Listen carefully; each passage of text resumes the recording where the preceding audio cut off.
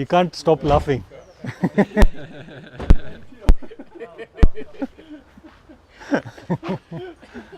So that's the feeling of racing. I think the maids have cleaned here. We leave our shoes. It's like GBS, huh? I've been in there. Welcome home. This is our collection of trophies there.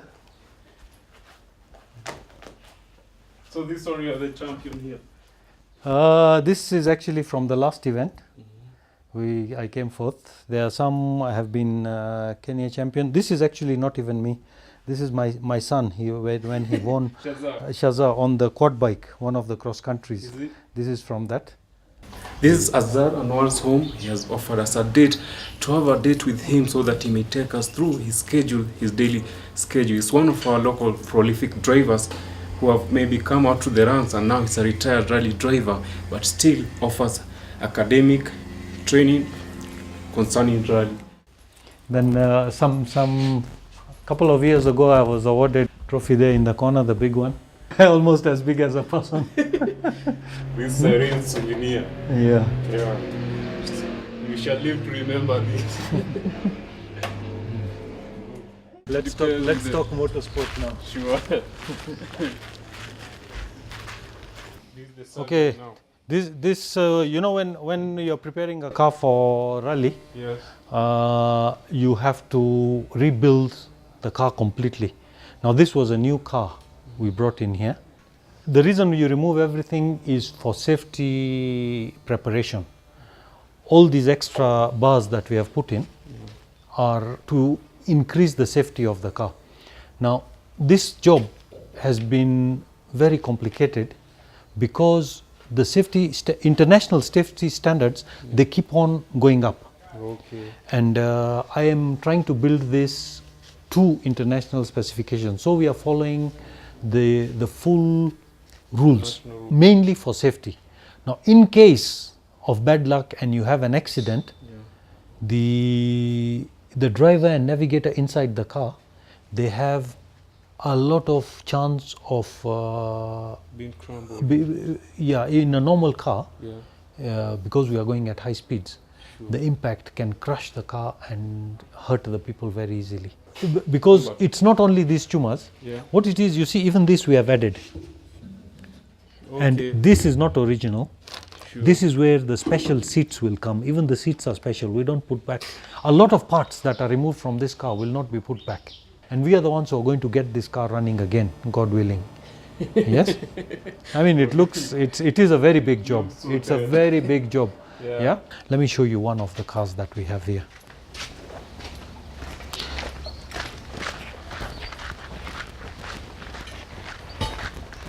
Wow. Yeah? Okay, now this type of car is not like the other one. You can get these, you can buy them locally, and they're not expensive. It's a normal Japanese car, a powerful model. It's a turbo Subaru. So one of my trainees chose this to rally with because he could afford. The special,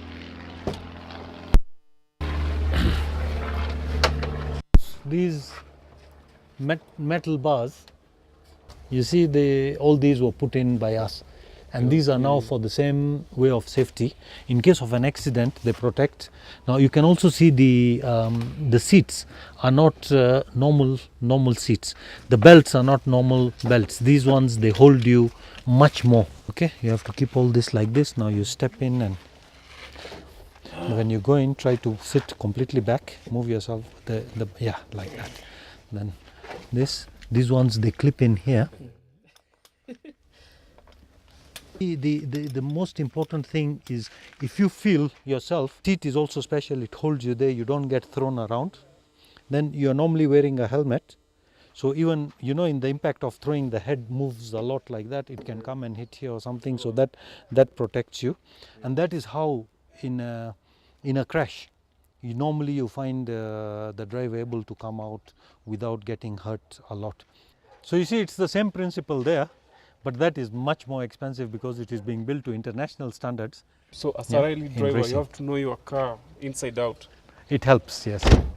It helps to know the car well, yeah, because the rules don't allow someone else to help you if you have a problem during the rally.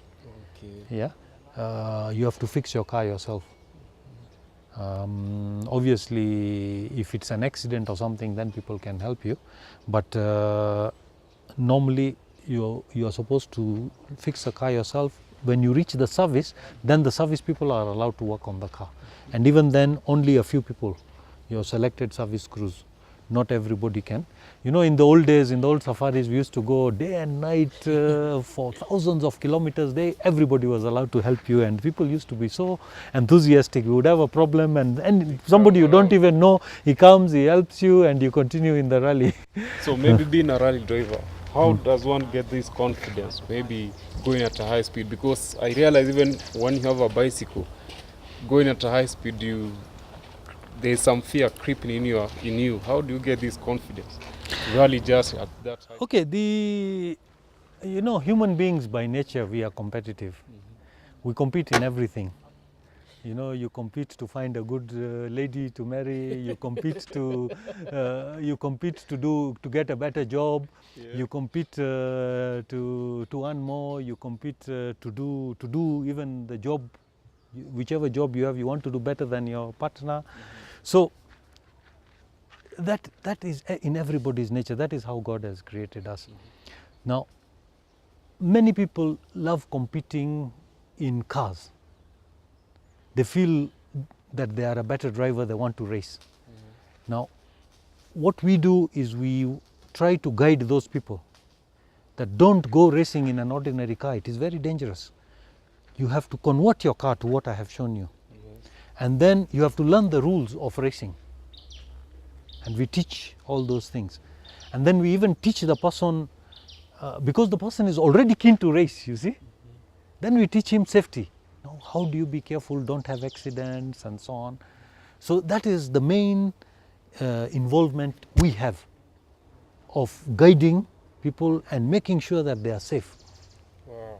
Yeah. So all these cars you see here, they're all rally prepared. If you look inside, and they're completely different. You see this car, this is actually a pickup, and it has been modified to race. Same rules. Yes, yes. And what if now, how will they gauge their speed? Because maybe this person has No, a what high-speed about Kenyans going in international marathons? car. Yeah. And they are winning everything. 1, 2, 3, 4. Sometimes you hear it's all Kenya, Kenya, Kenya, and they have competed at world level against the others. The other world people must also be saying, Kenyans must get some handicap so that we can keep up with them. That's the question you're asking. You know, it's like whatever driver you are, whatever car you have, you try to do the best with that. You try to compete with it. So other people still try to beat Kenyans in marathons, and we are still ahead.